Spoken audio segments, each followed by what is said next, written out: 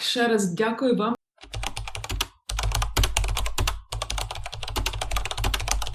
Андріє. Давайте почнемо з запитання, як війна змінила ваш підхід і взагалі бачення сталого розвитку.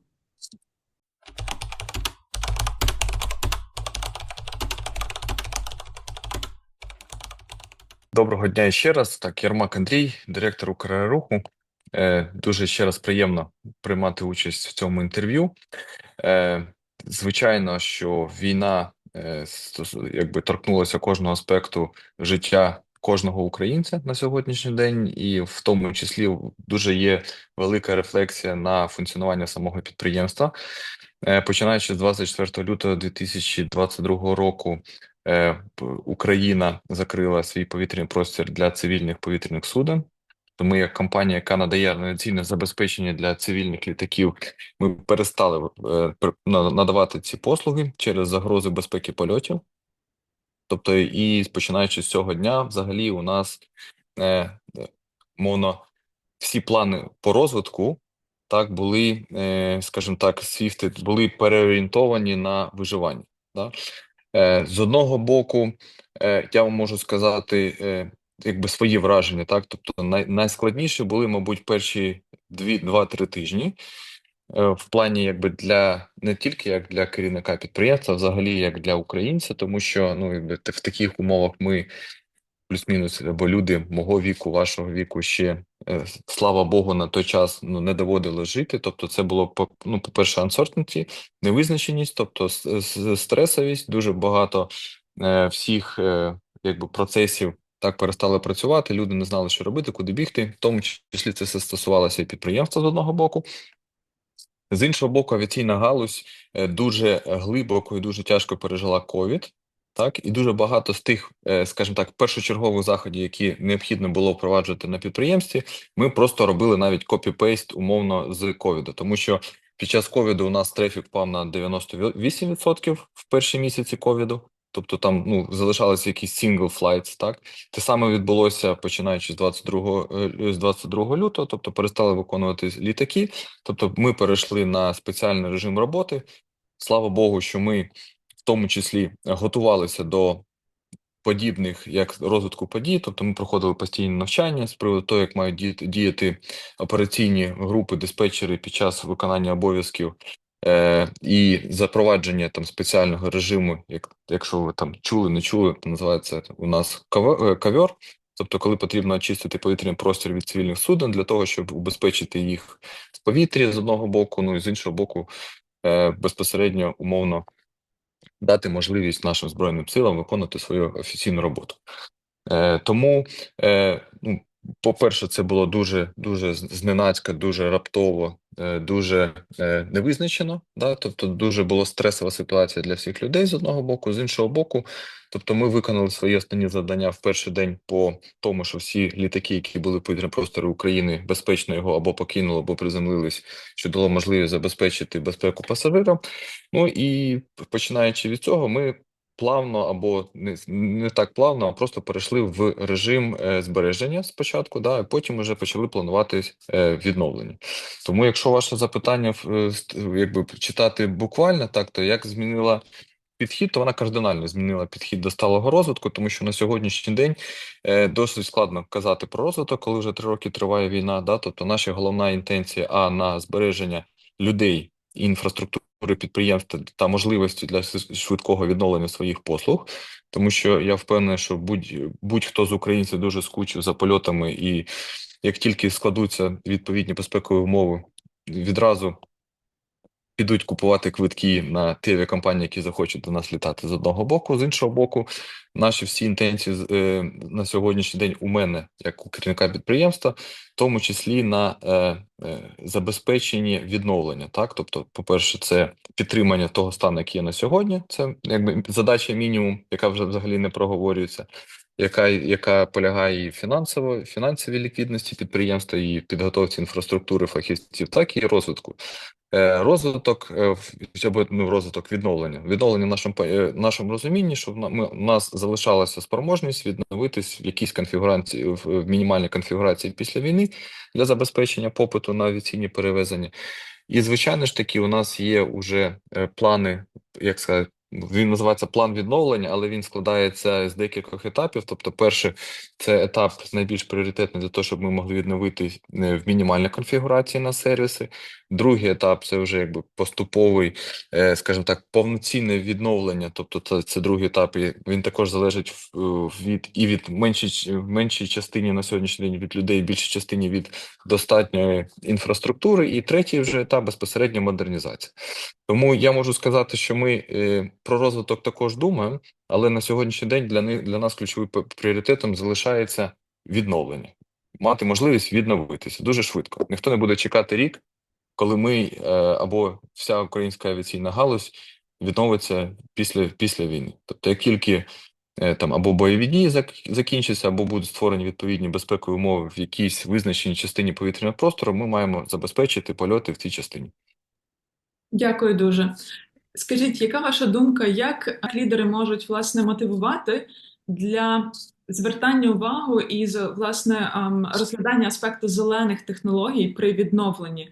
Чи можливі якісь дії з сторони лідерів? Як ви думаєте? І які? Дивіться, потрібно це питання, мені здається, також трішки, як сказати, розбити на підетапи. Перший підетап, дивіться, взагалі глобально на сьогоднішній день і є виклики щодо екології. Так? Глобальне потепління, інші катаклізми. Нещодавно, я думаю, що не знаю, як ви.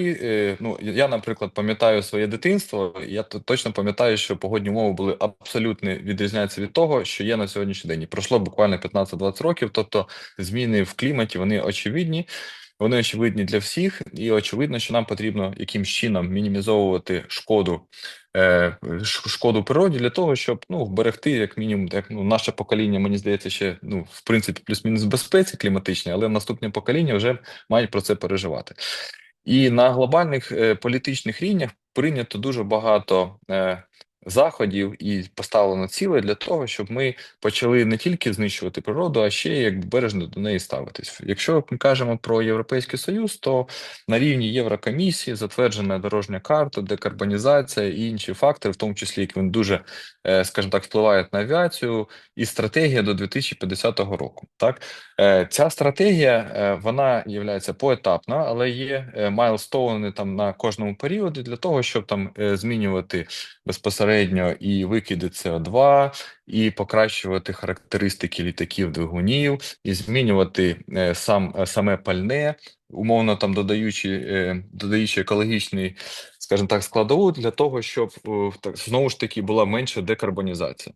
В тому числі є плани і для інших учасників ринку. Воно можливо не так умовно залежить від карбонізації, тому що, але, скажімо так, інші різні шкідливі викиди мають бути мінімізовані.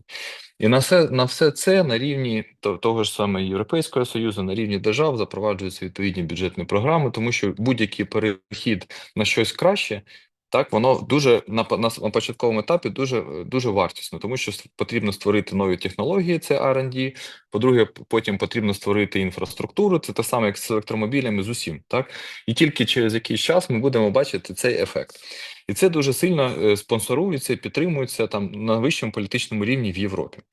Ці всі самі матриці, ці всі самі метрики також умовно екстраполюються на Україну в перспективі, тому що ми на політичному рівні робимо максимально багато кроків для того, щоб стати частиною Європейського Союзу. І в принципі, ми також всі розуміємо, що це буде також ковенанти до нашого вступу. Тому рано чи пізно потрібно буде нам це відповідати.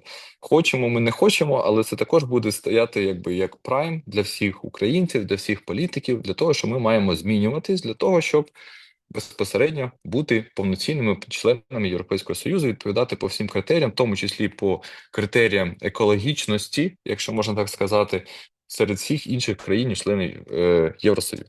Це якщо ми кажемо там umbrella, overall таке. Якщо ми кажемо зараз безпосередньо по станом на сьогоднішній день, так, то у нас навіть є жарт серед української авіаційної спільноти про те, що ми досягли рівня декарбонізації 50-го року вже сьогодні. Тому що, на жаль, у нас немає взагалі ніяких цивільних польотів, немає ніяких шкідливих вихлопів, і ми, звичайно, розраховуємо, що на нас в такому вигляді не буде рівнятися Європа, але ті метрики, які на сьогоднішній день встановлені безпосередньо в Європейському Союзі, ми їх досягли. Це якби така іронічна складова. Да?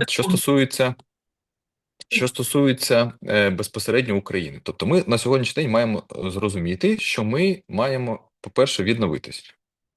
На сьогоднішній день під час активної фази війни ми всі розуміємо, що авіація є не першочерговим, скажімо так, елементом або точкою дотику для відновлення. Це ми також всі маємо розуміти, так? Тому і повертаючись на початок. Ми говорили про те, що будь-яка зміна дуже вартісна, так? Тобто ми просто знаходимося в такому, знаєте, в опозиції, що з одного боку, для того, щоб стати краще, нам потрібно інвестиції в зміни, а з іншого боку, ми розуміємо, що на сьогоднішній день в Україні ці інвестиції потребуються зовсім іншим сферам, особливо гуманітарним і військовим. Тому ми знаходимося зараз якби на протилежних полюсах. Але це не значить, що ми про це не можемо і не маємо думати. Тому я для себе бачу це наступним чином: що, по-перше, українська авіація має зараз зосередитись на відновленні взагалі,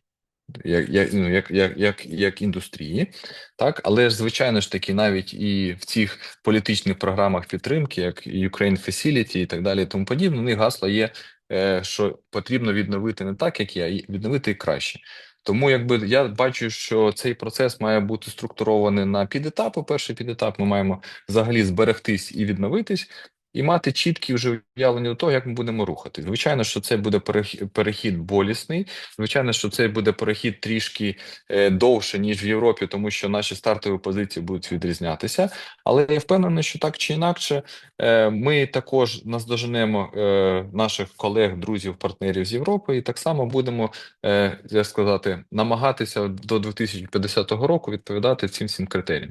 Тому що я впевнений, що дуже скоро буде абсолютно змінена вся конфігурація і по транспорту, ну в плані того, там і по викидам, технології, нові моделі, і воно еволюційним шляхом також все буде замінено в Україні, і те саме ми будемо так чи інакше на якомусь етапі ми будемо або відповідати, або будемо дуже близько до тих метрик, які будуть застосовуватись по всім країнам Європи. Я б так це сформулював. Угу, угу. Дуже цікаво.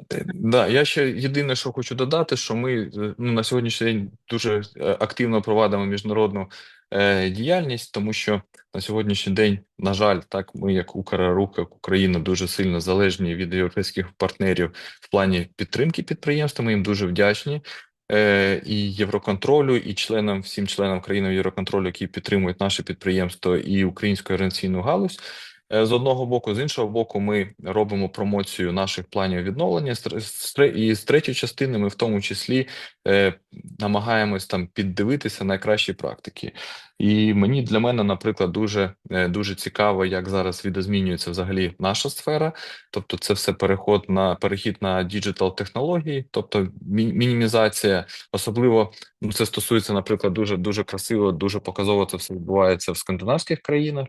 У них там також є скажімо так, дуже різні погодні умови через географічне розташування країн, тобто які вони роблять, запроваджують нові технології для того, щоб умовно мати можливість обслуговувати рейси там будь-де в будь-який час, в будь-яку погоду з одного боку. Це діджитал тавери, нові технології. Вони в тому числі змінюють свій наземний транспорт, який використовують на електричний, навіть там умовно там більш північних широтах. Ну і решту програм, які вони застосовують, вони навіть умовно в на рівні організаційних провайдерів, тобто вони вже також намагаються робити свій внесок в загальнодержавний вклад по sustainability і по декарбонізації, ну, які є там загальноєвропейські, скажімо так, ціль до 2050 року, які визначені на рівні Європейської комісії. Тобто колаборація і обмін досвідом з партнерами, так, і відкритість до співпраці, так, на рівні лідерства. Це важливо. В мене теж Ну, є уточнення. для лідера дуже важливо розуміти, якби передові технології, де ти знаходишся, і мати можливість зробити якийсь там умовно чек-аналіз Мгм. з одного боку, а з іншого боку мати inspiration. Тому що якщо ти не будеш умовно там на своєму прикладі або своїми діями, своїми там декламаціями, прокламаціями мотивувати або надихати, або ставити ці цілі на рівні підприємства, на рівні держави, то в принципі у тебе нічого не вийде. Тому якби для лідера важливо мати умовну можливість, по-перше, зрозуміти, по-друге, проникнутись, ну там інспірейшн, який взяти, і по-третє, безпосередньо мати можливості фізичні впроваджувати це там на рівні підприємства, там області, держави, країни. Тобто, мені здається, це важливо. Супер. Це якраз те, що я хотіла теж запитати. Власне, тоді виходить, що важливо мати цей inspiration, так? І виходить для лідерства в такий непростий час, в якому зараз ми є, так, в Україні виходить оця складова натхнення, так, є дуже важливою, так, і ота, яка може драйвити оці інновації в секторі авіації, так? Ну, дивіться, 100% так. І коли, наприклад, йдуть такі там умовно військові дії, і немає там умовно дуже мало чого залежить від персоналі людей, і немає якихось орієнтирів, як рухатись далі. І навіть і дуже складно, от я вам можу сказати на своєму досвіді, дуже складно втримувати колектив, щоб він продовжував виконувати свої функції, да, тому що там, коли ти там кажеш, там умовно через неділю, через місяць війна закінчиться, і нам потрібно там протриматись місяць, то в принципі це все осяжно, дуже зрозуміло все. Коли це все просто затягується, людей це демотивує. І коли ти не можеш там своїм там прикладом або там своєю енергією заряджати людей працювати далі, то в принципі від цього деградує вся і система управління підприємств, і взагалі вся екосистема, або там ну там на рівні колег в компанії. Те саме можна сказати про якісь наступні амбітні цілі. Якщо лідер або там керівник, або президент держави не вірить в це, б не розуміє там умовно специфіку або необхідність цього, і не може це умовно, як в Канаді, як кажуть, там продати або воодушевіть, да, або там, як сказати, зробити ту інспайр твоїх колег, то в принципі впровадити це, навіть якщо ти маєш інструменти і ресурси, майже неможливо. Тому що буде супротив, це вихід з зони комфорту, це завжди якби довго, це завжди складно, але ну, якщо ти ну, цим потрібно жити, і цим потрібно рухати прямо. Я думаю, прямо з керівника, тому що як тільки ти це все спускаєш на якийсь інший рівень, то втрачається і імпульс, і важливість, і в цілому результат також стає хибним. Дякую, супер цінно це чути.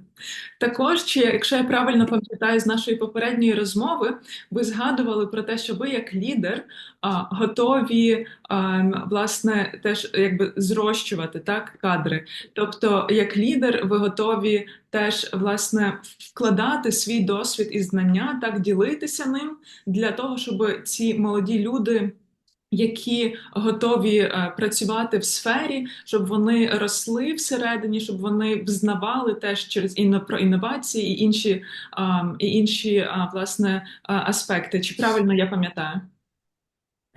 Це правильно пам'ятаєте, тут навіть єдине, знову ж таки, можна трішки зробити екскурс в ауткам військових дій.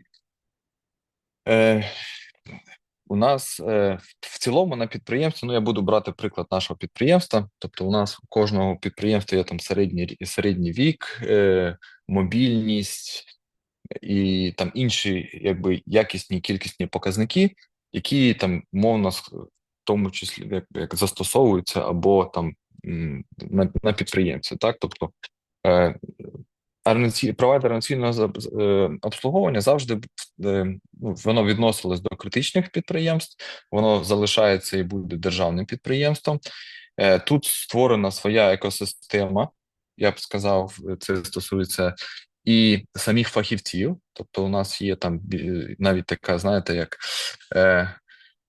прослідковується там і там сімейність, і якби і сімейність, так, тобто, що тут може працювати і батько, і син, і якби з одного боку, з іншого боку. Воно там ну, досить ну, до військових часів, тобто середня зарплата нашого підприємства була найвища серед авіаційного сектора України. Середня зарплата, тому що диспетчери вони висококваліфіковані, високооплачувані фахівці. Тобто, в нас ну, досить такий був досить такий сталий колектив. Так під час війни, тобто, ну і середній вік цього колективу вже там десь там досягав десь близько 50 років. З одного боку. З іншого боку, у нас, наприклад, наші диспетчери можуть виходити собі на пенсію також починаючи з 50 років.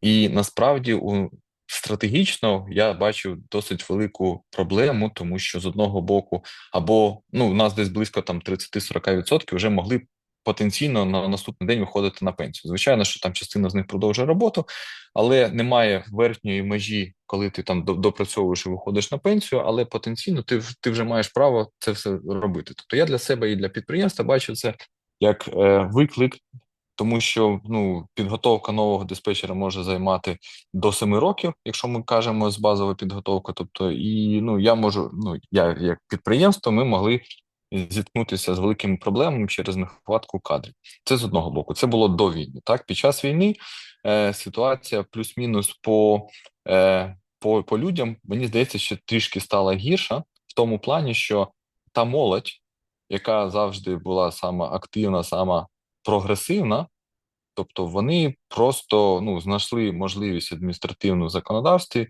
і самі, ну я кажу там самі кращі або одні з найкращих, так щоб нікого не ображати, самі flexible, так вони ну, знайшли або намагаються знайти себе поза межами України. Тобто ми ще трішки, як сказати, трішки втратили свій кадровий потенціал. І на сьогоднішній день у нас стоїть ну реально великий виклик. Це не тільки стосується нашого підприємства, а взагалі української індустрії щодо підготовки кадрів, тому що є дуже велика спокуса на рівні там школярів, студентів проходити навчання за кордоном з одного боку, з іншого боку, у нас відбулося дуже великий відтік населення України через війну. Там кажуть там 25%, 30%. І третій момент у нас фізично відбувається якби старіння нації, так? Тобто, і на сьогоднішній день, тобто, це дуже великий виклик, так? І я впевнений, що зараз будь-яка індустрія в Україні вже відчуває, не просто так би задумується стратегічно, а відчуває нехватку кадрів, а особливо нехватку якогось нового притоку нової молоді, яку можна вчити, тому що технології, індустрія все дуже швидко розвиваються з одного боку, а з іншого боку, є люди, які в цілому вже пройшли дуже великий свій життєвий шлях там на цьому підприємстві чи взагалі в якійсь індустрії, і для них дуже складно змінювати свої підходи, цифровізуватися, там впроваджувати якісь нові зміни. Ну тобто їм просто ментально вже це складно робити. З одного боку. З іншого боку, ми ж всі розуміємо, що набагато простіше навчити дитину, чим перевчити дорослу людину. І тому ми потроху вже задумуємося над тим, щоб шукати перспективну молодь, студентів, для того, щоб можна було з них виростити проджект-менеджерів, диспетчерів, хто хоче бути, IT-технології, тому що у нас також дуже великий спектр безпосередньо IT-напрямків. Тобто, і для нас це реально челенджі, і ми дійсно ну, зараз воно, оскільки ще немає активної роботи, немає активної фази операційної роботи на підприємстві, ми ще зможемо цим справлятися, але після військових дій це буде реально дуже великі виклики для нас. Якщо ми зараз не почнемо готуватися, то потім будемо знову ж таки втрачати час, ресурси і можливості в подальшому розвитку підприємства. Угу. Я зрозуміла. Так, дякую. Дякую. Дуже цінно, що ви готові ділитися своїм досвідом і, власне, вкладатися в цих молодих людей, так? Це супер цінно. Ну, як можна молодих людей умовно долучити до авіації? Ну, по-перше, авіація вона є, була і буде. Вона все ж таки ще відноситься до дуже цікавих, інноваційних і передових галузей. Я впевнений, що і знаєте, в нас навіть в галузі є таке, як знову ж таки, як поговорка, що авіація це хвороба. Що якщо ти один раз нею ну, якби заразишся, це як вірус, так то дуже складно потім з неї піти. Це не стосується не тільки умовно там провайдера, це стосується всієї авіації, тому що ну дійсно дуже динамічно, дуже захоплююче, Мгм. дуже вибаглива така робота, вимагає знання і англійської мови, і технічних питань, і ну дуже багато спектру розуміння і взаємодії з одного боку. Плюс вона інтернаціональна, тобто ти завжди зустрічаєш нових людей, якісь тебе нові виклики, нові кризові ситуації, якісь нові знайомства, нові якісь навчальні програми. Дуже багато. Тобто воно досить цікаво з одного боку. З іншого боку. Е, Я думаю, що і тими темпами, які розвивається зараз авіа, включаючи нові технології, вони цікаві дуже також дуже багатьом там молодим спеціалістам. Звичайно, що на сьогоднішній день у нас є і хороший, і поганий досвід. Ну, роботи в плані поганого досвіду, це війна, ковід і інші виклики, які ми переживаємо, але це ж все ж таки ну, якби досвід, так, яким також можна ділитися, і з цього досвіду також робити якісь висновки, програми. І неодноразово, наприклад, навіть наші колеги запрошують нас робити свої якісь по сейфті, по контіндженсі, якісь семінари, тому що ну всім це цікаво. Тобто добре, що ніхто ніколи такого не переживав, але ж якщо ти до чогось готовий, то набагато спокійніше спати по ночам. Ви праві, клас. І давайте підсумуємо тоді одним словом, одна якість, яка найважливіша для лідера в сфері авіації в Україні. Ну я не знаю, мені інколи здається, що це самомотивація. Мгм. З одного боку, з іншого боку, мені здається, все ж таки бажання зберегти авіацію в Україні це також дуже важливий мотивуючий фактор. Третє мотивуючий фактор це те, що за тобою стоять тисячі людей. І ще, мабуть, там 3 чи 4 чи 5 тисяч сімей, яким ти маєш умовно від твоєї проактивної позиції і твоє бажання щось робити корисне, залежить їхнє життя. Це також дуже сильно мотивуючий фактор. По-п'яте, чи це по-четверте, це те, що в тебе є твоя сім'я, яка також сидить в Україні, і також ну, хотіли би ну, безпосередньо використовувати авіацію, тому що дуже всі сумують, і, можливо, якщо ви там слідкуєте за нашим інформаційним полем, будь-яка новина про авіацію просто робить фурор. Навіть якщо її там досконало ніхто не розуміє, про що написано, але просто підхоплюють всі, і просто відбувається якийсь інформаційний бум. По країні це ще раз каже про те, що люди дуже сильно сумують і люди дуже сильно чекають. І ці всі фактори якби дають тобі додаткову мотивацію, додаткові ідеї, додаткові якісь можливості. У нас дуже велика підтримка міжнародної спільноти. Що це також, ну тому що ну авіація, вона як знаєте, як дуже маленька сім'я, і де б ти не був, ти все рівно знайдеш спільну мову зі своїми колегами. І те, що ми зараз переживаємо, ті виклики, ті загрози, вони дуже сильно резонують серед наших партнерів, і разом з ними я маю надію, що ми все ж таки пройдемо ці складні часи, і вони все ж таки на нас розраховують як на частину своєї європейської мережі, і ми ще разом з ними політаємо.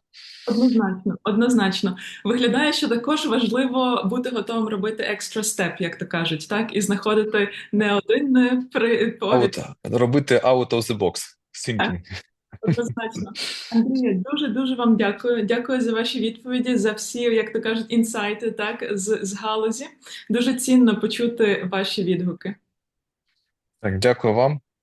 Я не знаю, намагався бути, як сказати, з одного боку, е, як вам правильно сказати, намагався зі свого боку, ну і передати ті виклики, з якими ми стикаємося, і з іншого боку, все ж таки показати, що наша галузь жива.